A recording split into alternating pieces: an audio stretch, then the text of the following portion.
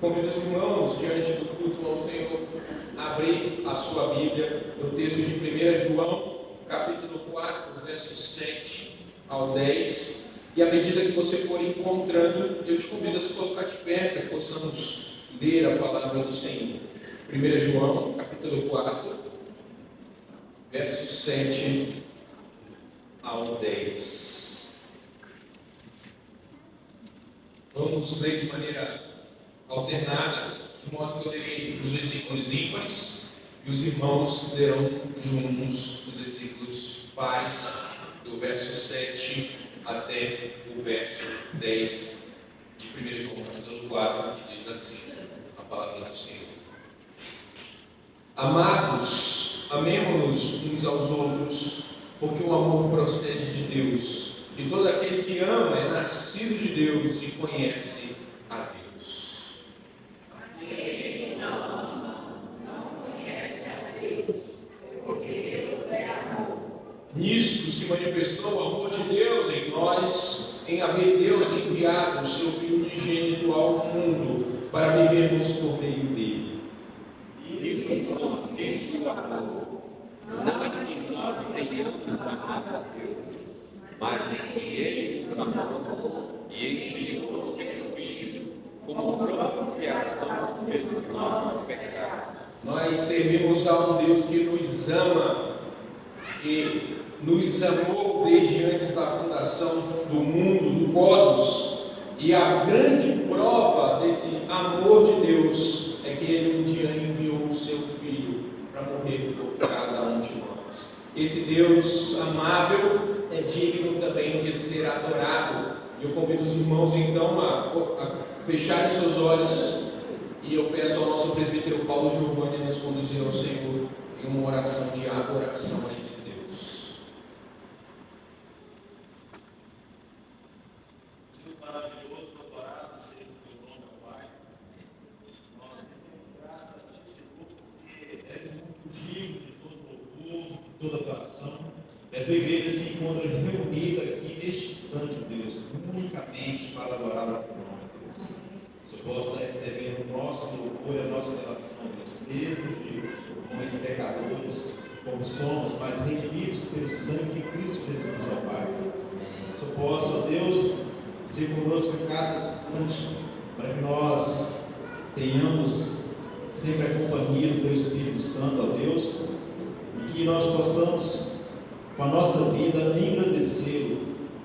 Nós sabemos, ó Pai, que o mundo jaz no maligno, mas nós temos o Senhor como nosso Deus, Rei soberano sobre todas as coisas. Se conosco, ó Deus, nos abençoe em nome do Senhor Jesus. Amém. Ainda de pé cantemos juntos o hino de número 42. Filho bendito.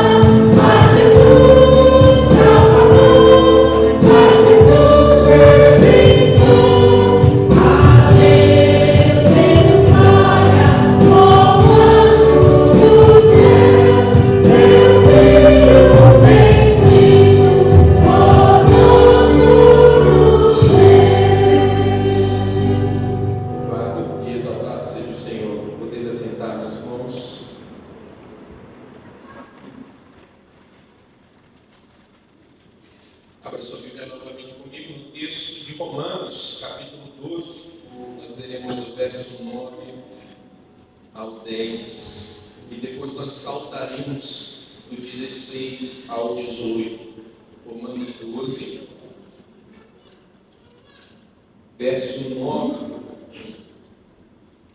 ao 10, depois 16 ao 18.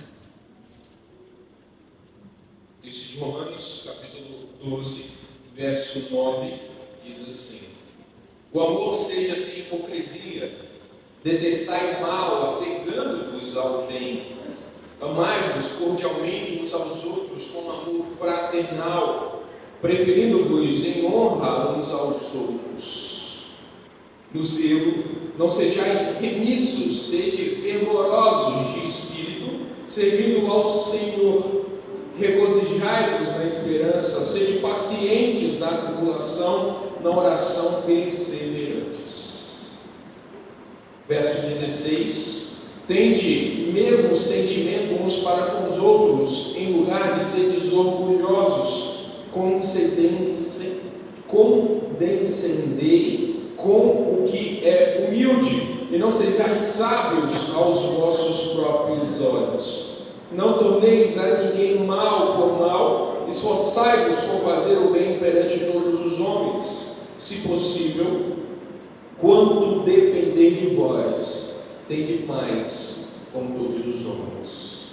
Meus irmãos, Paulo nos mostra nesse texto uma lista de coisas que nós deveríamos fazer enquanto cristãos, enquanto discípulos de Jesus, e nós percebemos constantemente diante das listas de Paulo a dificuldade que o nosso coração se encontra de cumprir os desejos e desígnios de Deus.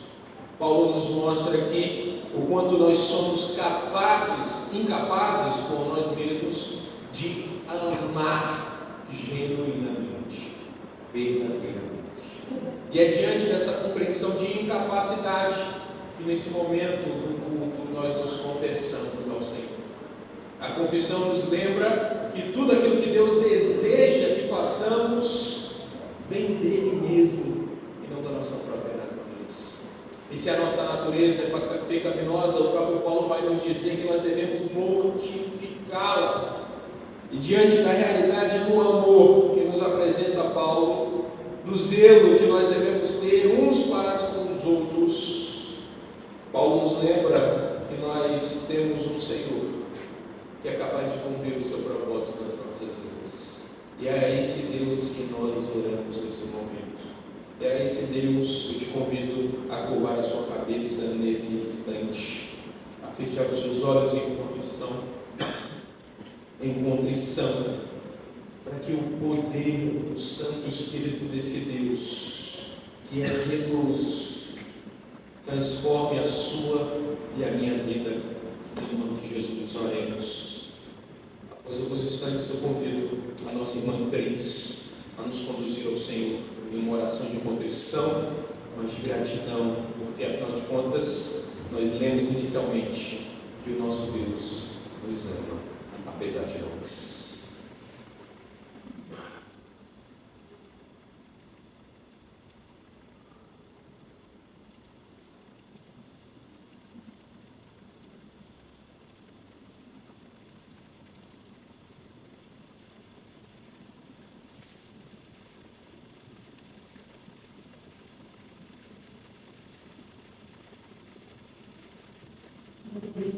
Pai, mais uma vez nós estamos na tua casa para louvar e bendizer o seu nome. Nós te agradecemos por essa oportunidade, ó Deus, de estarmos reunidos aqui. A tua família, somos os teus filhos, ó Deus. Muito obrigado pelo teu amor, muito obrigado pelo teu cuidado.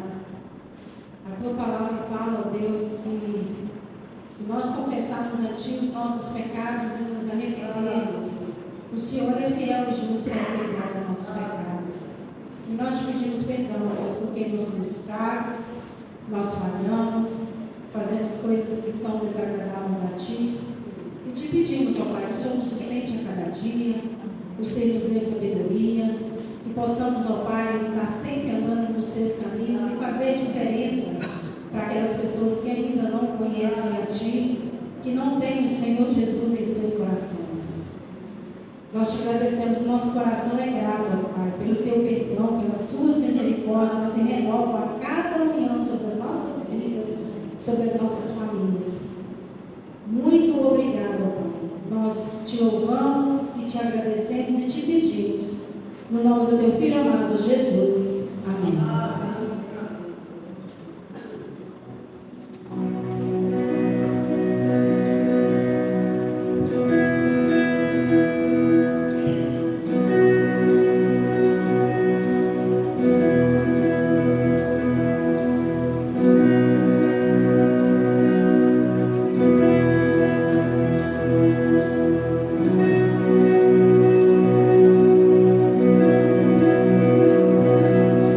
Deixou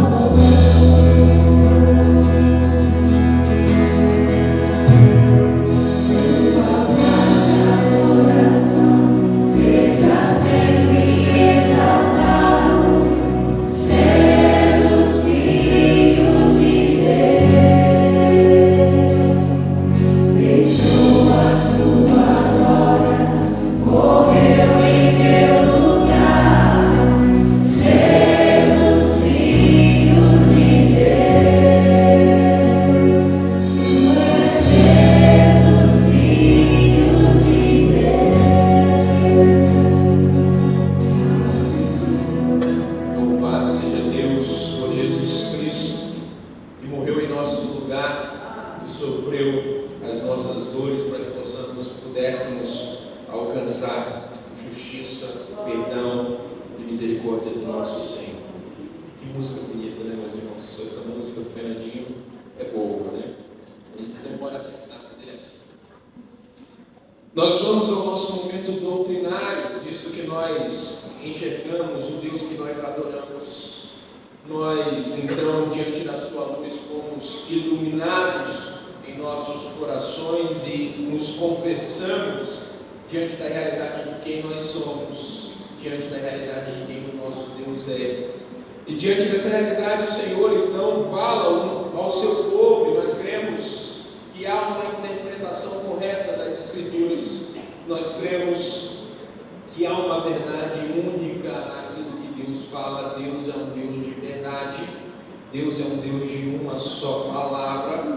A palavra diz que Ele não é homem para mentir, e nem filho do homem para voltar atrás. O momento doutrinário nos lembra dessa realidade, de que existe uma forma correta de interpretar aquilo que Deus fala a cada um de nós. E nós compreendemos que, pela graça de Deus, Ele usou muitos irmãos ao longo da história da igreja, que nos deram essa preciosidade que nós chamamos de símbolo de fé, de confissão de fé e os seus catecismos. Nós estamos lendo domingo após domingo o catecismo maior, estamos na pergunta de número 46. Os irmãos sabem, eu lerei a pergunta e toda a igreja junto lerá a resposta. A pergunta diz assim: qual foi o estado da humilhação de Cristo? O estado da humilhação de Cristo foi aquela baixa condição na qual, por amor de nós, desvindo-se da sua glória, Ele ocupou a forma do servo em sua concepção e nascimento, em sua vida, em sua morte e depois até a sua ressurreição. Louvado seja o Deus que foi humilhado por causa das nossas transgressões, mas Ele não permaneceu assim. A Bíblia nos mostra que Ele também foi exaltado ao terceiro dia. Diante de toda essa realidade, meus irmãos, nós podemos louvar ao Senhor. E nós louvamos no culto com cânticos, mas também com os nossos dízimos e as nossas ofertas. E eu peço que você abra sua Bíblia mais uma vez comigo em Efésios, capítulo 3, verso 17. E à medida que você for encontrando, eu te convido a se colocar de pé para que possamos ler a palavra do Senhor. Efésios, capítulo 3, verso 17 ao 19. Vamos ler todos juntos esses três versos, Efésios 3, 17 ao 19.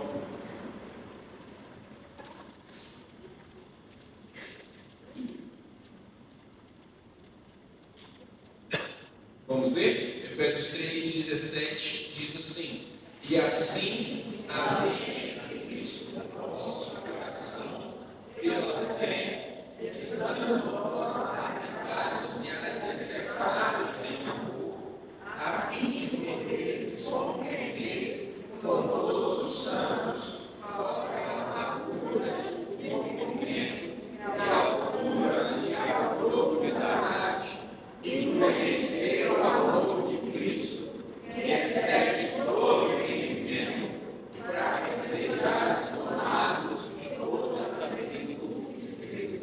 Paulo nos lembra nesse texto algo muito precioso.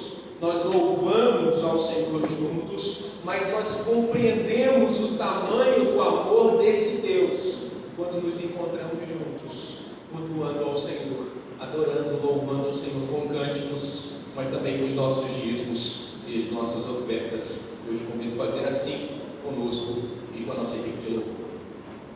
Amém. Boa noite, irmãos. Nós estamos aqui para louvar e bendizer ao nosso Deus, porque Ele é santo, Ele é poderoso, Ele é misericordioso. Santo é teu nome em todo lugar.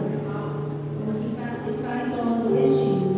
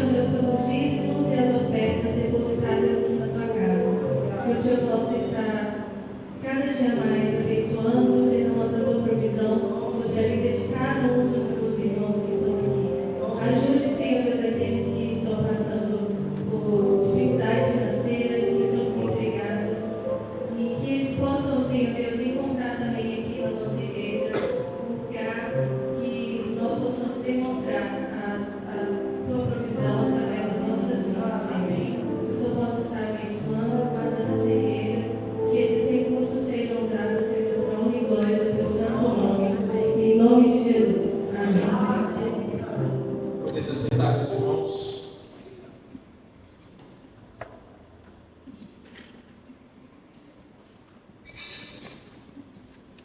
Meus irmãos, nós iniciamos no último domingo uma série de sermões e, como eu falei, nós teremos 6 sermões sobre o culto. Nós falamos sobre a reforma do culto, né? E dessa maneira nós vamos dar uma pausa na nossa pequena série, porque nós tivemos um dia importante nessa semana, que é o Dia dos Namorados. Nós vamos tratar a respeito hoje do nosso sermão sobre o amor. Nós vamos perceber que o amor é muito mais do que o amor de namorados. Os irmãos perceberam, nós iniciamos o nosso culto cantando a respeito do amor. Nós, nas nossas canções e nos textos bíblicos que nós lemos, nós vimos a respeito do que as Escrituras tratam, né, do amor. E eu achei por bem hoje aproveitar, por isso que nós não fizemos uma série de sermões sobre família. No mês da família nós não falamos sobre relacionamento de um modo geral, nós falamos num único dia. E eu quis aproveitar a semana e esse momento e fazer um sermão sobre o tema. Então eu te convido a abrir a sua Bíblia comigo em 1 Coríntios, um texto bastante conhecido por nós, capítulo 13. Nós vamos ler do verso 1 ao verso 7 somente. Um texto preciosíssimo dentro dessa temática.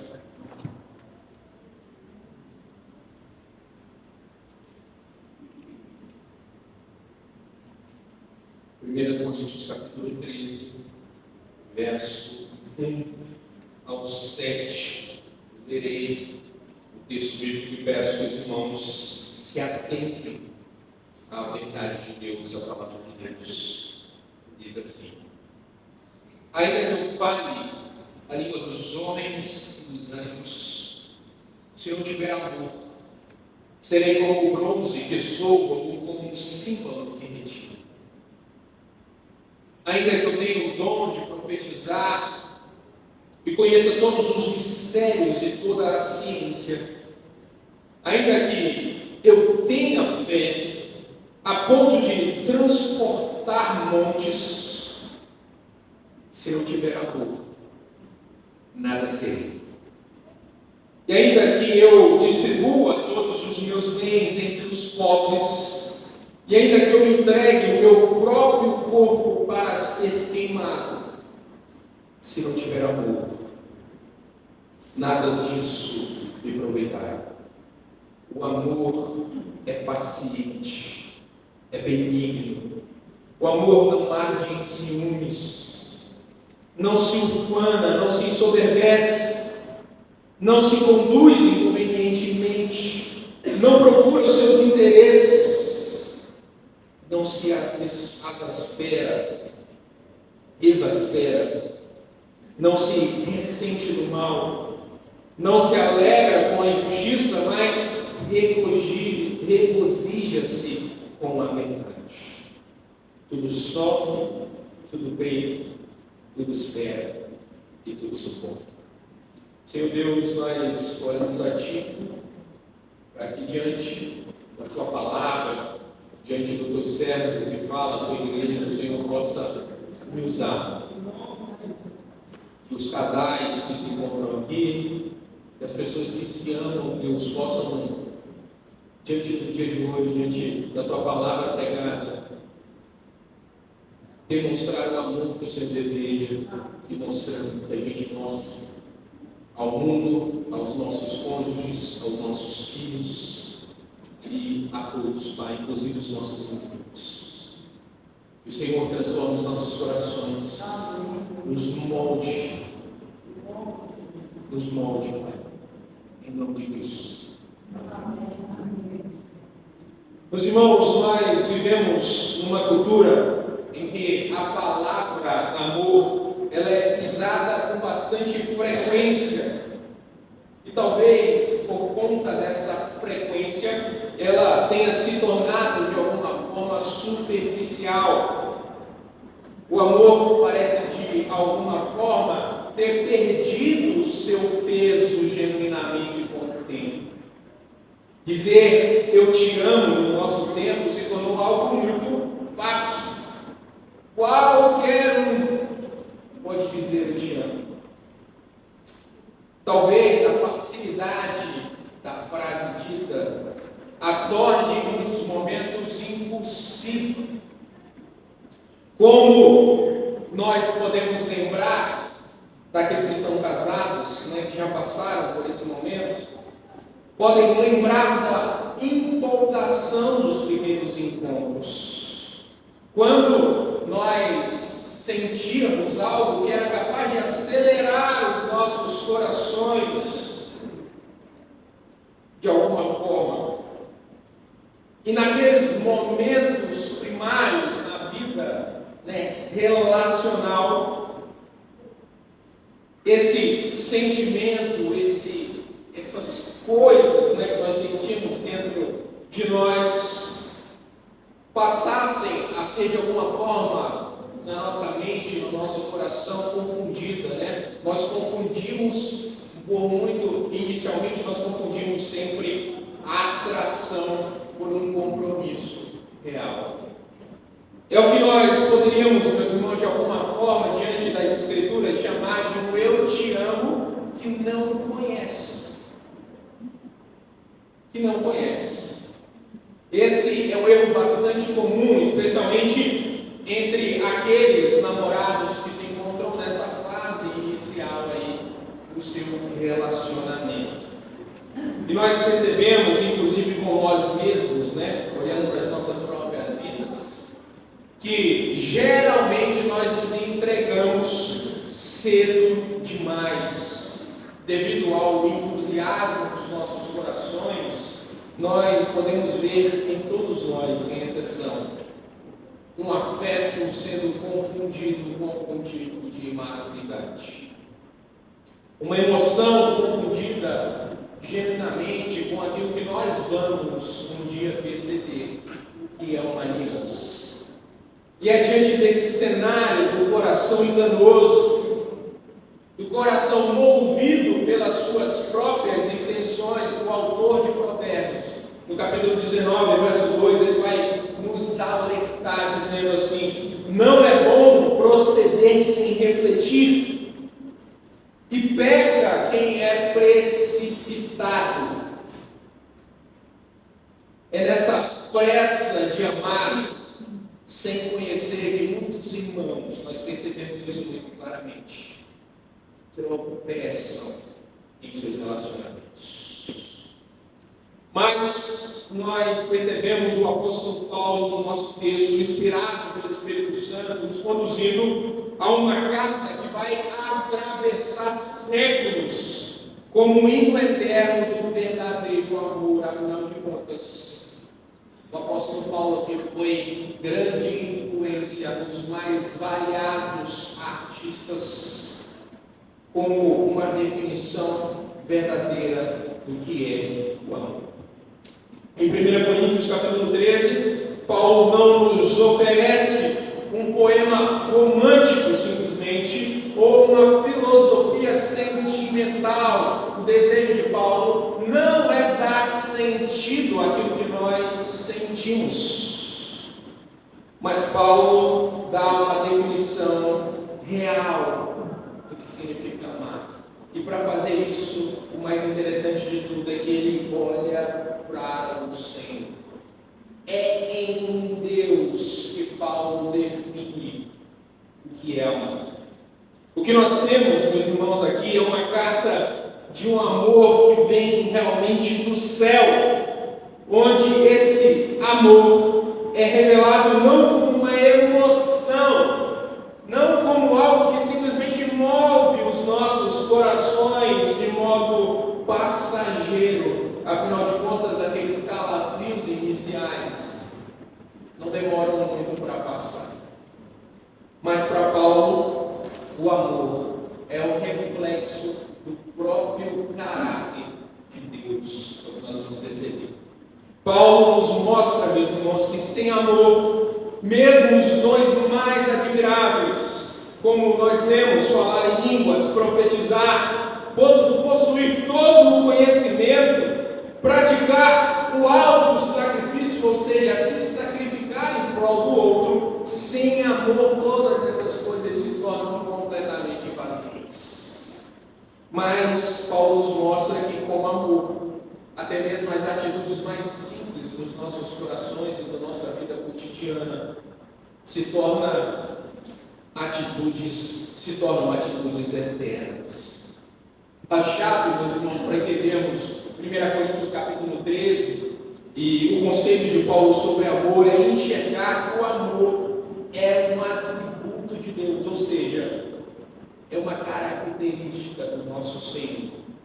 O amor que vem de Deus, que nos foi revelado no sacrifício de Cristo Jesus, como nós cantamos, é isso que deve moldar genuinamente os nossos relacionamentos, a nossa vida. É um amor que, segundo Paulo, conhece, sofre, suporta, espera e não falha. Um amor que se recusa a ser apenas romântico. É um amor que se recusa a ser apenas idealista. É um amor que permanece firme. Segundo um livro bastante famoso sobre casamento do Tim Keller, chamado Significado do Casamento, que talvez seja uma boa pedida para você ler com o seu cônjuge. Tim Keller vai dizer que o amor é aquilo que permanece firme quando as luzes se acendem e as máscaras caem.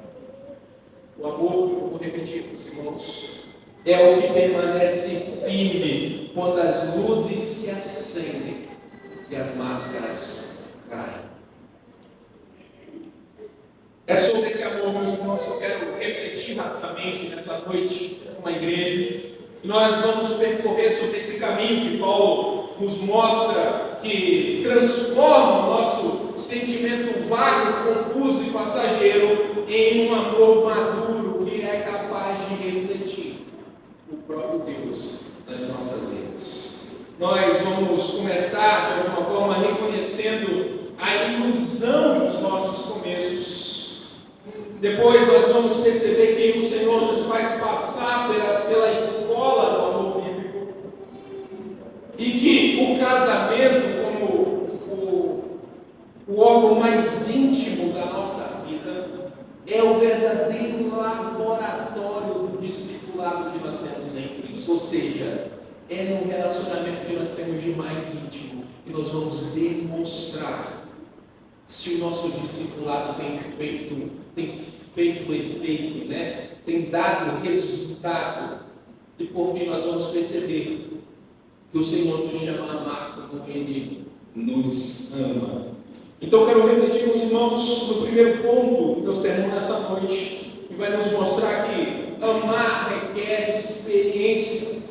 E experiência muitas vezes é adquirida na dor.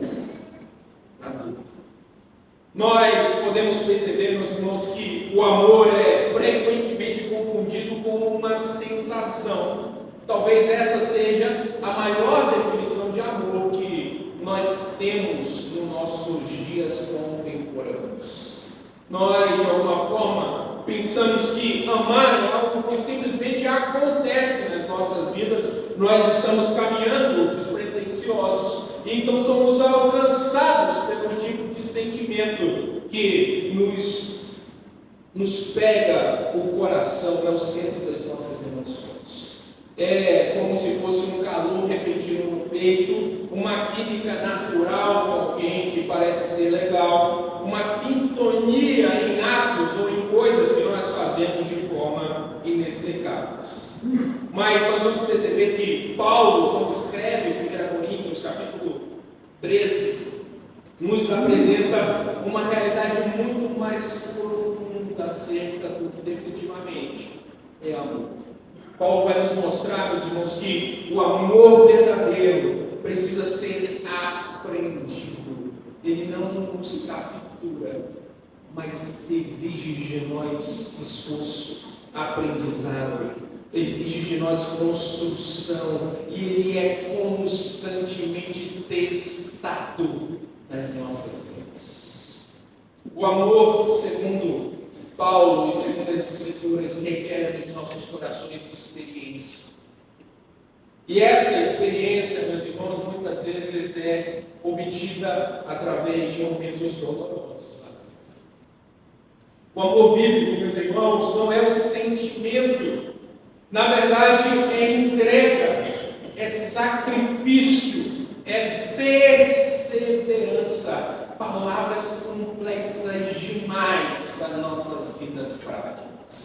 Observe comigo o que Paulo vai descrever, como Paulo vai descrever o amor. Ele não tenta definir em termos abstratos, como muitas vezes nós achamos que é definido o amor. Ele não tenta dizer que é algum tipo de sentimento que nos alcança o coração, mas nós vamos perceber que Paulo define o amor com ações e reações concretas nos nossos relacionamentos. Observe comigo o verso 4 e 5 que diz: o amor é paciente, bondoso, não há de si. Isso é difícil, né, meus irmãos? Ele não se ufana, não se ensoberbece, não se conduz inconvenientemente. Agora, o mais difícil para mim de todos: não procura os seus próprios interesses, não se exaspera, não se ressente do mal. Essas palavras, meus irmãos, de Paulo não são românticas. Na verdade, elas se mostram exigentes. É uma exigência do amor. Elas nos mostram, meus irmãos, que o amor não é apenas o que nós sentimos pelo outro, mas é essencialmente o que nós fazemos quando é difícil sentir alguma coisa. Ser paciente, meus irmãos, com alguém que falha repetidas vezes conosco. Ser bondoso quando quando se esperava algo em troca e nós nada recebemos. Não guardar rancor, mesmo quando a ferida ainda lateja em nós, pulsa. É aqui, meus irmãos, que o amor aprende a conhecer-se por Paulo. O verdadeiro amor é aquele que aceita os traços desagradáveis da personalidade do outro. Eu vou repetir para os irmãos, porque para mim foi muito doloroso ouvir essa frase. O verdadeiro amor é aquele que aceita os traços desagradáveis da personalidade do outro. Pedro, numa iluminação de Deus a respeito do amor, na sua primeira carta, no capítulo 4, verso 8, ele vai dizer que o verdadeiro amor é capaz de encobrir as multidões de pecados. E nós podemos olhar para os nossos casamentos e perceber o quanto essas coisas são complexas. Afinal de contas, a primeira coisa que nós fazemos diante das falhas é cavá-las cada vez mais. É mostrar o quanto nós estamos genuinamente certos. E o nosso cônjuge, o nosso próximo, não. O amor, meus irmãos, suporta as ofensas e, antes de tudo, segue acreditando. Talvez a coisa mais difícil diante das falhas dos nossos cônjuges seja seguir acreditando. Mas é interessante porque o que Deus faz com cada um de nós é seguir colocando nos nossos corações a fé, a crença de que um dia nós seremos genuinamente transformados. O sacrifício ele valoriza. Sacrifício que Cristo valoriza. Então o amor espera, persevera. Amar, meus irmãos, segundo Deus, é estar disposto a ser ferido sem revidar, a ser esquecido sem exigir, a ser confrontado e ainda permanecer. Meus irmãos, isso aqui é difícil demais. Quem é que permanece em um local que é costumeiramente ou sou constantemente confrontado? O Tim Keller, no seu livro, O Significado do Casamento, vai dizer: o amor que conhece é exposto aos lugares mais escuros de alguém. Se o amor é algo a ser aprendido por nós, através da vida ordinária, cotidiana, o amor se mostra verdadeiro quando ele é exposto às maiores feiuras do nosso próximo, dos nossos cônjuges, aos lugares mais escuros de quem ele é, de quem ela é, e ainda assim escolhe permanecer. É nesse lugar, meus irmãos, escuro, onde o nosso marido, a nossa esposa, revela a sua vulnerabilidade, as suas fraquezas, as suas falhas, que o amor mais se aproxima verdadeiramente de Cristo. Porque na cruz, meus irmãos, na cruz, a nossa vergonha foi depositada em Cristo. Na cruz, foi os nossos lugares escuros que foram expostos à luz do Senhor. O amor que tudo crê, tudo espera, tudo suporta, como diz o verso 7. Não vive das aparências, não vive dos bons momentos. O verdadeiro amor, aquele que reflete o caráter de Deus, ele cresce onde a dor exige de nós maturidade. Eu quero te dizer nessa noite, quero me referir aos casais casados que fogem da dor, que fogem das conversas difíceis, que fogem do perdão custoso, fogem também da mesma maneira da maturidade, do amor que o Senhor te chama a ter pelo seu cônjuge. Jovens que me ouvem nessa noite, que buscam um amor que só é capaz de te encantar nos primeiros momentos, mas que essencialmente sabem que não é capaz de suportar o tempo, estão buscando um amor que não existe segundo as Escrituras.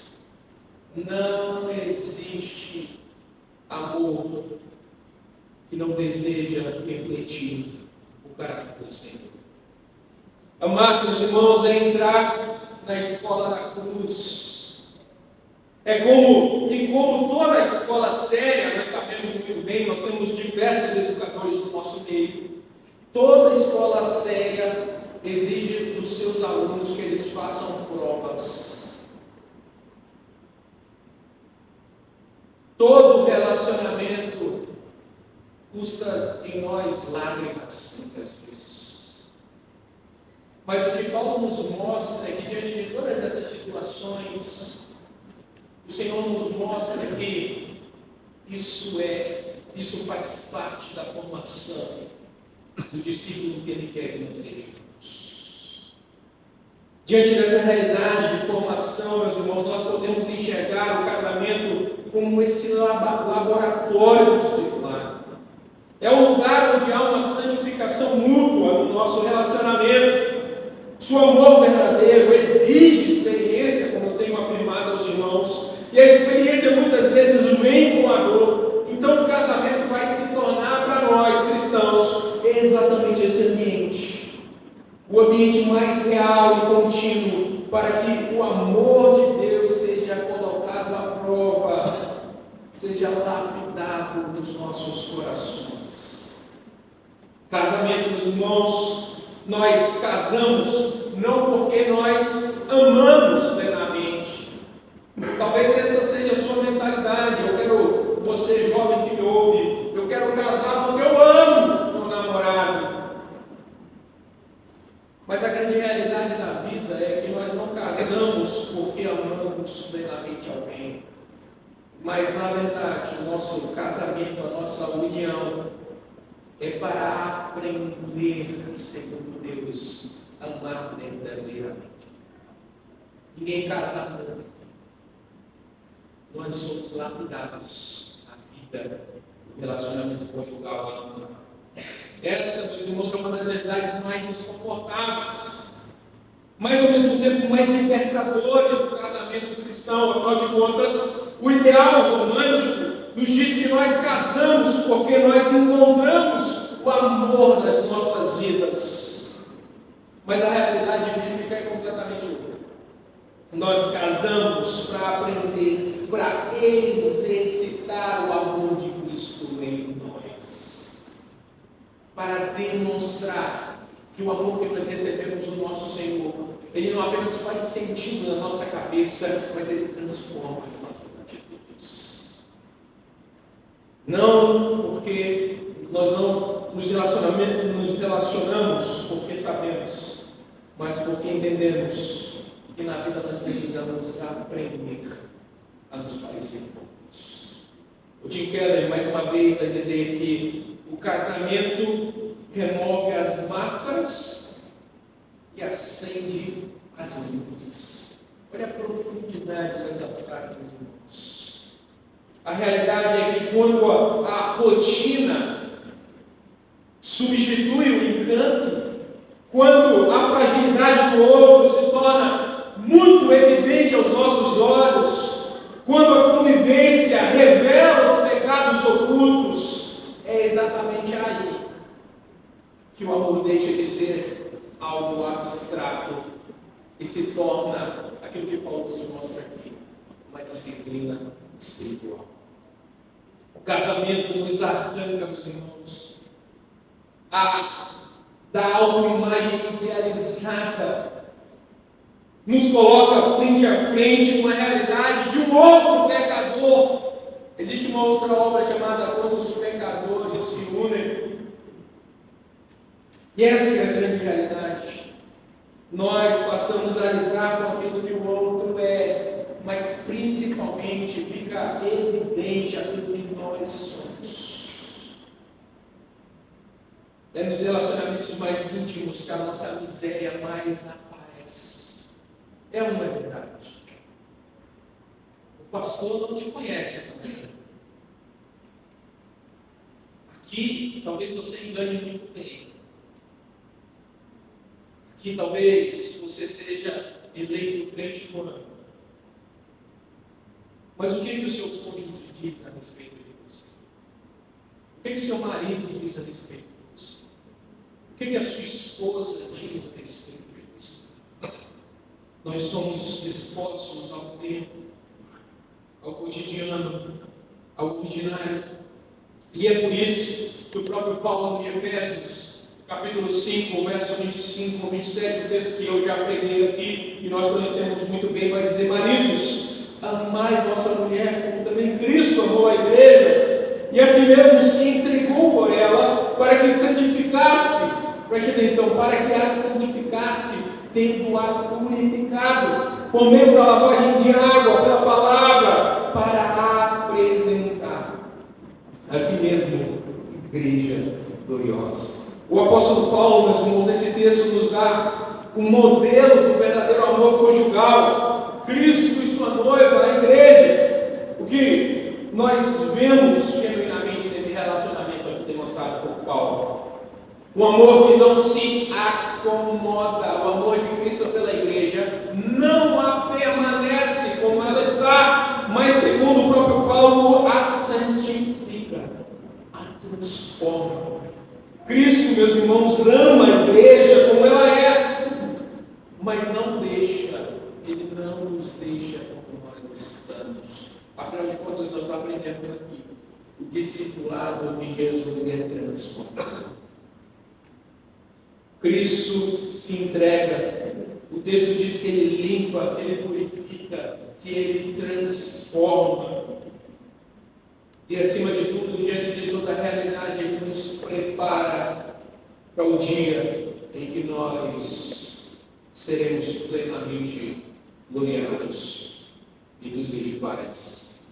No casamento, meus irmãos, os cônjuges participam desse mesmo processo que Paulo nos mostra através de Cristo aqui. Nós somos instrumentos de Deus para santificar a vida dos nossos cônjuges. Isso exige de nós disposição para ser confrontado, mas também para confrontar, não segundo os nossos próprios desejos. Afinal de contas, Paulo vai dizer que o amor não procura os seus próprios desejos. Nós confrontamos e somos confrontados no amor, no caráter de Deus, em quem Deus é. Nós passamos a ouvir verdades desconfortáveis para perdoar falhas reincidentes e continuar perseverando juntos mesmas. A pergunta, meus irmãos, que nós devemos fazer ao nosso próprio coração não é se o nosso marido ou a nossa esposa nos fazem felizes verdadeiramente, mas se essa aliança está nos tornando cada vez mais parecidos com Cristo. No casamento, meus irmãos, a santidade precede a felicidade. Eu queria que você prestasse atenção nisso. A santidade deve preceder a felicidade. E muitas vezes é justamente no atrito que nós temos, e não na harmonia, que o nosso coração, que Deus produz em nós, a maturidade que nós já deveríamos ter atingido. Permitir, meus irmãos, que o nosso marido, que a nossa esposa, veja e diga o que há de errado em nós, é um ato de profunda confiança. É um ato de profunda humildade, de verdadeiro amor, de verdadeira confiança. Não existe, meus irmãos, discipulado verdadeiro sem quebra de orgulho. Não existe discipulado verdadeiro sem exposição do pecado. Não existe, meus irmãos, discipulado verdadeiro sem amor, sem graça suficiente para recomeçar. Perceba a realidade que Paulo nos mostra. É nos nossos relacionamentos que nós temos o nosso coração quebrado, que o nosso orgulho, que a nossa autoimagem falsa que se desfaz. É diante dessas pessoas que Deus escolheu para vivermos, que os nossos pecados são expostos, e diante dessa exposição, a luz do caráter de Deus, afinal de contas, o amor faz parte do caráter de Deus, que os próprios Senhor nos convidam a oferecer a graça que nós recebemos, a permanecer sendo o alicerce, a força que o seu cônjuge, que a sua esposa, que o seu marido precisa, para muitas vezes retornar ao Senhor. Que ele ou ela precisam para muitas vezes continuar a sua vida. O casamento, meus irmãos, é por excelência um laboratório onde o amor se transforma em santidade. Mas em último lugar, meus irmãos, o amor com Cristo, amar com Cristo é o maior chamado das nossas vidas. E nós percebemos essa realidade dos nossos relacionamentos. Nós chegamos no nosso sermão à parte mais elevada daquilo que é amar e mais desafiadora. Porque o amor cristão, meus irmãos, é amar como Cristo amou. E se o casamento é um ambiente de discipulado, então nós não podemos fugir da grande verdade, que é que amar carregar uma cruz todos os dias. Foi exatamente isso que Cristo fez por nós. O texto de Isaías diz que ele levou as nossas dores, que ele sofreu o castigo que nos traz a paz. E a pergunta que eu faço para você, marido, para você, esposa: será que você está disposto a sofrer um castigo que trará a paz para o seu relacionamento? Que demonstrará o verdadeiro amor no seu casamento? O casamento, meus irmãos, é um teste vivo da eficácia do discipulado de Cristo. Falar sobre discipulado é muito fácil em teoria, mas é muito difícil quando nós precisamos perdoar o nosso cônjuge pela terceira vez, pela quarta vez, pela 10ª vez, pela mesma falha. Difícil, meus irmãos, é amar quando nós estamos cansados do dia a dia, quando nós estamos muitas vezes feridos, quando muitas vezes nós olhamos para a pessoa que está do nosso lado e tudo que nós vemos é uma plena e completa frustração. Mas a palavra de Deus nos mostra que é justamente nesses momentos que o casamento para nós se torna um espelho do nosso coração diante de Deus. É nesses momentos, meus irmãos, que tudo isso se torna um teste prático para a nossa fé, para aquilo que nós dizemos todos os domingos, todos os dias, professar. Discipulado, meus irmãos, não se mede simplesmente pelo quanto nós conhecemos o texto bíblico. Discipulado pode ser visto num quanto nós nos parecemos com Cristo, principalmente em meio aos nossos conflitos, principalmente a nossa vida diária. E não há, meus irmãos, lugar melhor para tudo isso se revelar do que dentro dos nossos lares, dentro das nossas casas. Cristo não nos ama por sermos perfeitos, essa é a grande realidade. Afinal de contas, nós conhecemos muito bem a doutrina chamada depravação total. Cristo nos ama porque Ele deseja nos santificar. É isso que o texto de Efésios capítulo 5 que nós lemos nos mostra. Jesus, meus irmãos, escolheu a sua noiva porque ela era pura, porque ela era santa, porque ela era gloriosa. Na verdade, Ele amou quando nós ainda estávamos completamente manchados pelo pecado, quando nós éramos fracos, quando nós estávamos perdidos. Cristo nos amou. E a imagem é a imagem do profeta Oséias, indo comprar a prostituta para se casar em obediência ao Senhor. É dessa maneira que Cristo nos ama.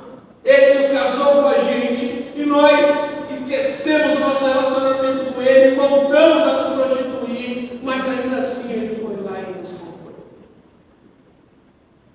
Ainda assim, no meio da nossa desgraça, Ele demonstrou o amor. Ainda assim, Cristo nos purificou. Ainda assim, com paciência, Ele entregou a sua própria vida. Ele nos conduziu e nos conduz a uma vida gloriosa, cheia de cenas. Esse é o modelo, meus irmãos, para o amor dos nossos casamentos. Nós amamos não porque os nossos cônjuges são dignos, mas porque nós fomos chamados a amar o nosso marido e a nossa esposa como Cristo nos amou. Com uma graça que sustenta, com uma verdade que purifica e com uma paciência que é capaz de transformar. Afinal de contas, o autor de Provérbios vai dizer que a boa esposa ela ganha o seu marido sem palavras. É um amor, meus irmãos, que sacrifica. mesmo quando não há nada de retorno imediato. Um amor que permanece, mesmo quando ele não é correspondido, como se espera. É um amor que escolhe todos os dias. E eu falo isso, meus irmãos, não simplesmente como pastor, como intérprete das Escrituras, mas essencialmente como marido. Afinal de contas, nós, maridos, devemos louvar ao Senhor pelas nossas esposas, porque não existe ninguém que me conhece mais do que a minha esposa. Não existe ninguém que percebe mais as minhas fraquezas do que a minha esposa. Ela conhece aquilo que eu sou melhor, mas principalmente as coisas que eu sou pior. Diante dela, não tem como eu esconder. Não há como viver uma vida dupla, diária. E é interessante porque a minha esposa, mesmo me conhecendo e conhecendo a escuridão do meu coração, continua a escolher permanecer. Isso, meus irmãos, é constrangedor quando nós olhamos para o nosso marido e para a nossa esposa e pensamos dessa maneira que as falhas estão no nosso coração.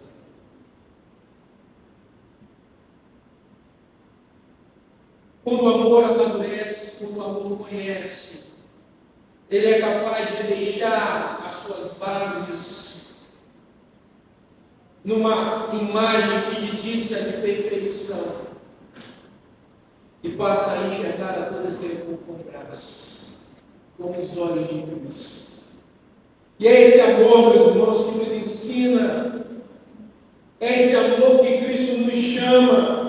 Esse é o tipo de amor que transforma, esse é o tipo de amor que edifica, esse é o tipo de amor que glorifica a Deus.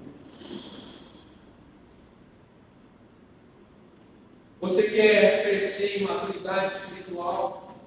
Você deseja sair do leitinho espiritual? Você quer ser um discípulo de Cristo mais autêntico? Comece amando quem está do seu lado. Comece amando o seu marido. Comece amando a sua esposa. Comece agindo com graça na sua vida cotidiana. Comece demonstrando os atributos do caráter de Deus no seu relacionamento em casa, na sua família. Isso significa, meus irmãos, crucificar o nosso orgulho. Isso significa perdoar mais uma vez. Isso significa servir em silêncio. Isso significa, meus irmãos, permanecer quando seria mais fácil desistir. Essa, meus irmãos, é a cruz diária do discipulado conjugal que nós somos chamados a carregar em Cristo. É essa cruz que, embora pesada, nos conduz à ressurreição de um amor que não falha. Afinal, é um reflexo do que você prega. Meus irmãos, eu concluo meu sermão nessa noite, dizendo que amar não é algo que simplesmente acontece nas nossas vidas. Amar é algo que se aprende e você deve aprender. É um caminho e não um ponto de chegada. E é nesse caminho, meus irmãos, que o Senhor nos chama diante de uma estrada que se demonstra constantemente estreita. Mas é o próprio Deus que nos diz que o final dela é glorioso. Amar como Cristo nos amou é o nosso chamado. O casamento, longe de ser apenas uma celebração romântica, longe de ser uma determinação ou uma construção social, é uma expressão e deve ser para mim e para você visível da nossa fé e do discipulado que nós temos em Cristo Jesus. É no casamento, meus irmãos, que nós somos confrontados É no casamento, meus irmãos, que nós somos confrontados, porque o nosso cônjuge é. Mas é justamente nesse contexto, na luz crua da convivência, que o Evangelho se demonstra completamente poderoso. Porque, meus irmãos, é justamente ali que o amor deixa de ser para nós abstrato e se torna a encarnação diária da graça de Deus, que eu queria nos consolo. Eu finalizo me dirigindo aos casados. Você que é casado, me ouve nessa noite. A palavra de Deus te orienta, me orienta, nos orienta a permanecer, a perseverar, a amar como Cristo amou a igreja. E você só vai fazer isso se buscar com toda a sua força, com todo o seu entendimento. Casados, ou fujam da dor que vai santificar o seu coração. Não fuja das conversas que você precisa ter com a sua esposa e com o seu marido. Conversas difíceis. Mas é justamente nesses momentos que a palavra de Deus nos traz cura, quando nós buscamos a resolução dos nossos conflitos no Senhor.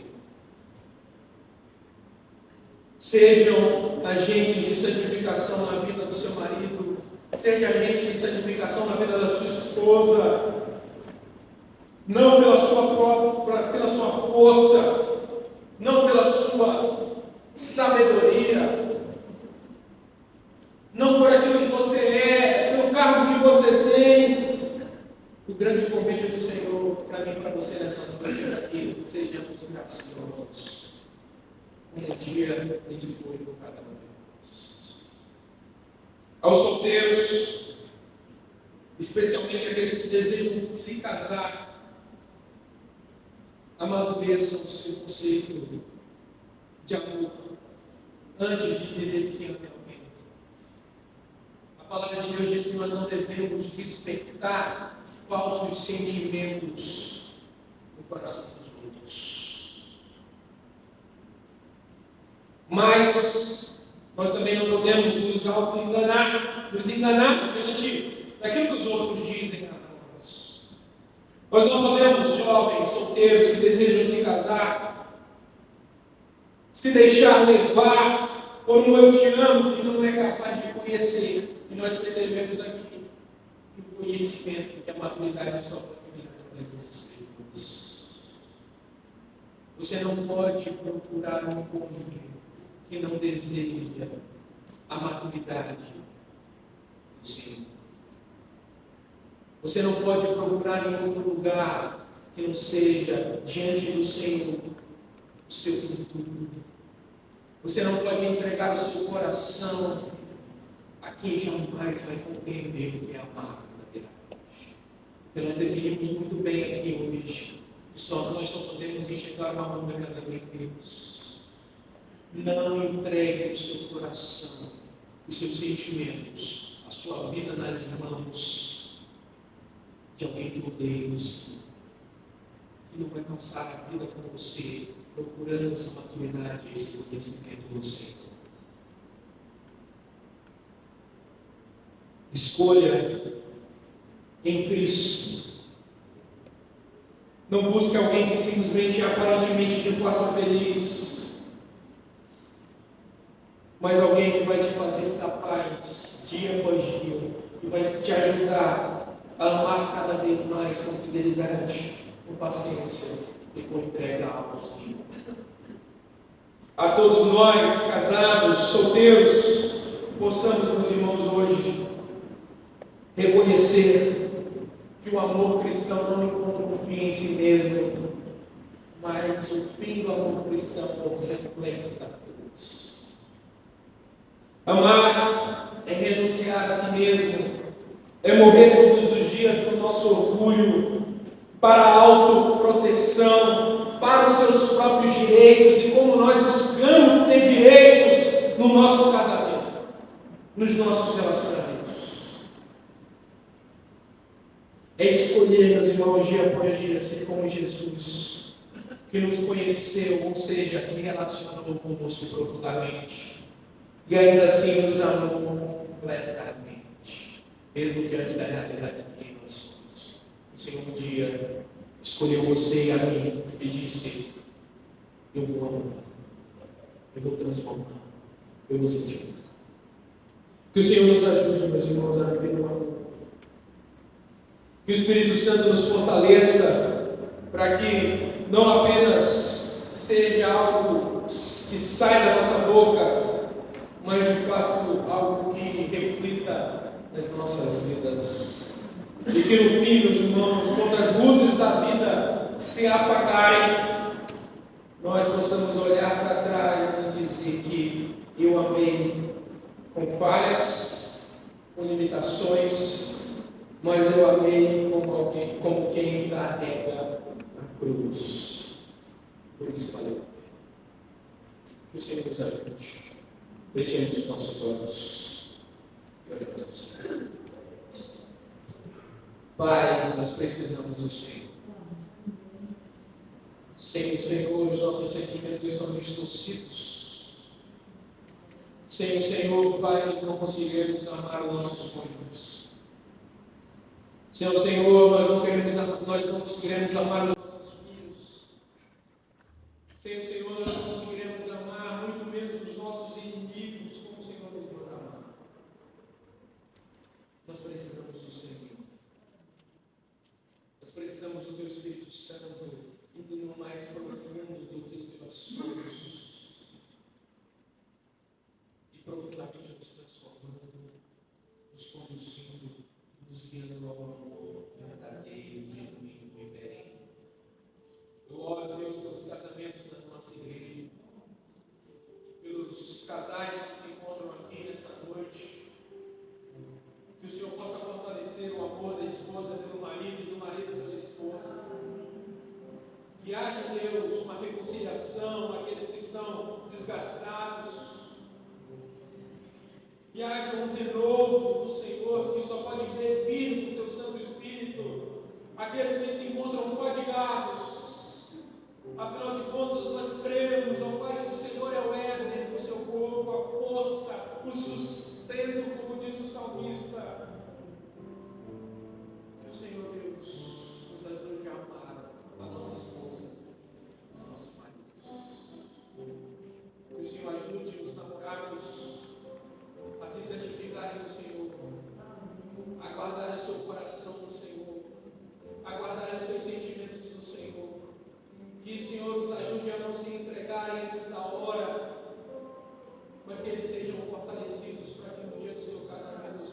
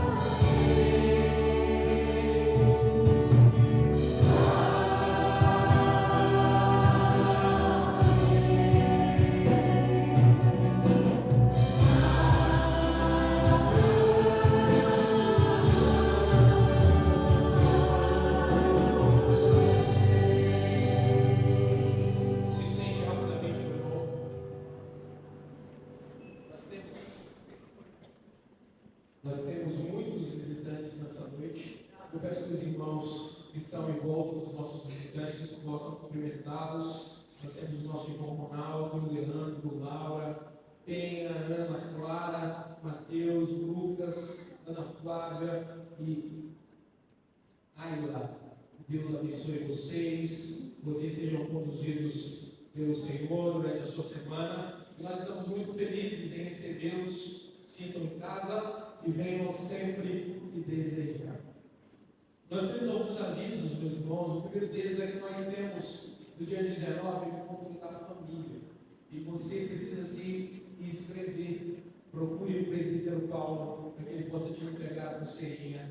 E aí, o almoço é R$10, o café da manhã é grátis, mas o almoço é R$10. Se você não puder pagar esses R$10, você já conversa com o presbítero Paulo lá, ele vai resolver o seu problema. Nós temos, meus irmãos, no próximo sábado, dia 21/6, um trabalho evangelístico da UNP. Então, que se chama Juntos Podemos Superar. Acontecerá às 3 horas da tarde, uma entrega de cestas básicas, um projeto social. Então, eu peço aos irmãos também que conhecem alguma família próxima das redondezas da igreja, que precisam de cesta básica, precisam de suprimentos. Os irmãos podem me procurar o presbítero Oswaldo, que é o conselheiro da UNP, ou a Sabrina, que é a presidente, ou qualquer uma dos jovens aí, para que possamos escrever essas pessoas da cesta básica. Na terça nós temos o nosso estudo bíblico, na quinta nossa reunião de oração, ambos acontecem às 7h30. O presidente da UPA avisa que nós temos que eles tenham plenária no dia de hoje. Eu queria fazer mais um último aviso aos irmãos. Eu estarei viajando, meus irmãos, na próxima quarta-feira de madrugada, a caminho de Goiânia. Meu pai completa 50 anos, e aí eu vou passar da quarta-feira até a segunda-feira lá em Goiânia. Os familiares resolveram se encontrar lá. Então, peço oração para os irmãos, e os irmãos para essa viagem, vai todos nós, né? Eu, a Sabrina e o Azar. Deus possa nos conduzir. No domingo nós teremos a presença do reverendo Sérgio Montezuma, pregando aqui à noite. Então, venha, apareça, traga um visitante. Fique de pé mais uma vez. Deus abençoe os irmãos. Cumprimente a pessoa que está do seu lado. Não saia sem antes cumprimentar a todos, enquanto eu me dirijo. Nós temos chá da comunhão, meus irmãos. Deus abençoe a todos.